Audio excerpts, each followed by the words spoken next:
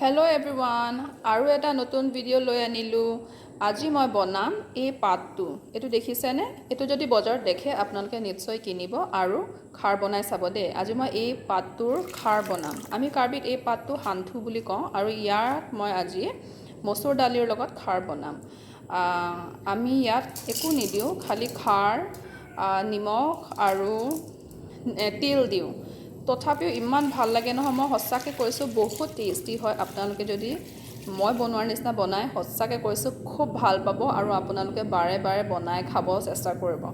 এয়া মোৰ ঘৰতে বনোৱা খাৰ হয়, ভীমকলৰ খাৰ হয়। ভীমকলৰ বাকলিটো ৰ'দত শুকুৱাই পুৰি তাৰপিছতে তাৰে এয়া খাৰ হয়। খাৰটো আপোনালোকে সদায় দিয়াৰ সময়ত টেষ্ট কৰি চাব। কিছুমান বহুত কাঢ়া থাকে, তেতিয়া কম দিব। মোৰতো মানে 2 চামুচ হ'লে মানে হৈ যায় আৰু। ত' মই 2 চামুচ দিছোঁ। তাৰপিছত পাতি দিব আৰু ল' ফ্লেমত বনালেই হ'ল। আৰু মই বহুত সময়লৈকে খাৰটো বনাওঁ। যেতিয়া মই খাৰ চব্জি বনাওঁ, মই ফাৰ্ষ্ট খাৰ চব্জি বনাওঁ, তাৰপিছতেহে বাকী ভাত, দালি, চব্জি যি আছে মই বনাওঁ। তেতিয়া ই লাহে লাহে লাহে সিজি থাকিব।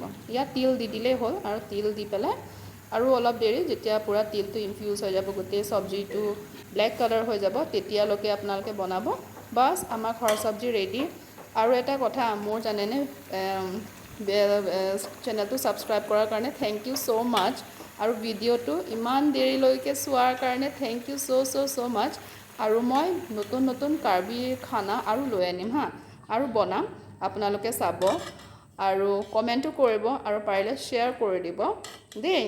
বাই, আকৌ বেলেগ এটা ভিডিঅ'ত লগ পাম।